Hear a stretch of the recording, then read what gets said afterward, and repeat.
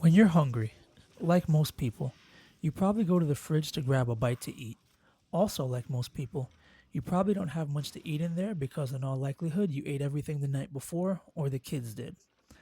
Realizing you're screwed if you don't eat, you head to the store to buy food, and this is where most people lose hope as they see extremely high prices on all items across the store. The average person spends at minimum 100 to 125 a week on food. I myself used to spend about 100 on groceries weekly. However, that's no longer the case. I now spend about $60 a week, all while eating plenty of food and still getting variety with all of my meals. Here are 5 things that I'm doing currently to keep my food costs low in this current economy. Number 1, go to multiple stores.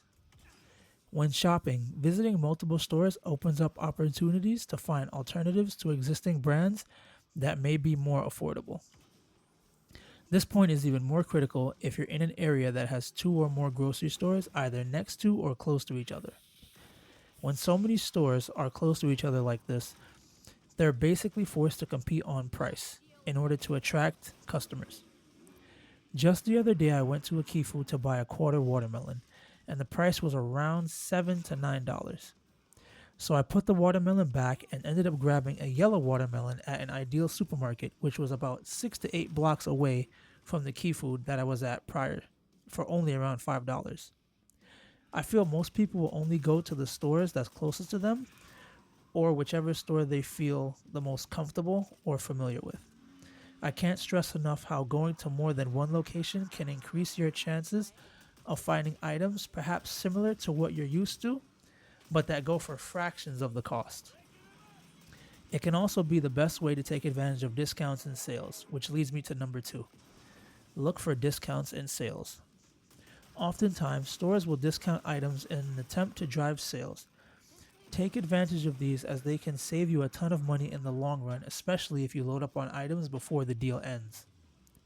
There's no guarantee stores will have sales, but most of the time they do, and taking advantage of them when you can will save you a ton of money. Number 3, buy more whole foods. Whole foods tend to be more satiating than individual snack items or junk food. Crackers, for example, range from around $4 to $7 a package. Ground meat ranges from around $5 to $9. So it's around the same price range, but only one of those items will keep you significantly fuller for longer. Cookies, crackers, chips, and candy seem to be the go to snacking items, but they seem to be pretty pricey nowadays, going for around $5 to $10 per box, depending on the brand or the size of the container. Yesterday, I bought blueberries, about 2 cartons for $5, 5 mangoes for around $5, a package of ground beef for about $7, and a pack of ground turkey for about $7.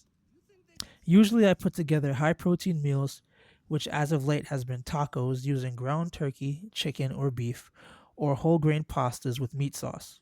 And these meals are lasting me the entire week.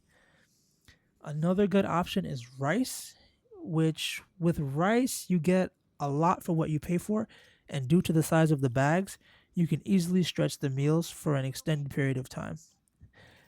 Over time, I'm going to keep evolving this, and maybe next week I'll do rice with peas and a side of chicken wings or turkey legs. Chicken wings are very affordable and can be paired with many different dishes. Before moving on to the next point, here are a few whole food ideas to help you eat on a budget without breaking the bank. Dry beans, lentils, brown rice, oats, carrots, bananas, cabbage, eggs, canned tuna, ground chicken, ground turkey, sweet potatoes are just a few. There are just a few items to consider when grocery shopping. Also, don't forget tip number 1, which is to shop at different stores. I usually go to local grocers or bodegas or produce markets in the neighborhood, and I suggest you do the same if you have the opportunity and if they are available, because typically they have better prices compared to bigger grocery store chains. Tip number 4, use the freezer. Make a habit of using the freezer to store any food that is fast approaching its expiry date until you are ready to use it again. Various studies show that household waste for frozen items is a lot less than items that are not frozen. Freezing meats, veggies, and fruits, as well as other leftovers in general, can prevent spoilage and save hundreds, if not thousands, of dollars a year. I personally utilize my freezer to store excess meats that I have from buying on sale. And whenever I'm ready to use it, I take it out the freezer, thaw it, and I'm good to go. So I'd highly recommend using the freezer if you can. Tip number 5, and the final tip, would be fasting. Going a period of time without eating can help you save on food because that portion of time spent not eating means that a meal is saved for another day. I realize this one is probably the trickiest tip on the list because in this day and age, we're so used to eating all the time, every second of the day. So fasting can be quite tough. But if you can do it for maybe a day or two, it can add to more meals in the future. So for me, I started eating on one day, fasting the next day, and I'd repeat that for about a week to see how much food I had left. And needless to say, I had more food in excess due to the day or days I was not consuming food. So there it is, 5 things that I have personally been doing to keep my food costs low at around $60 per week.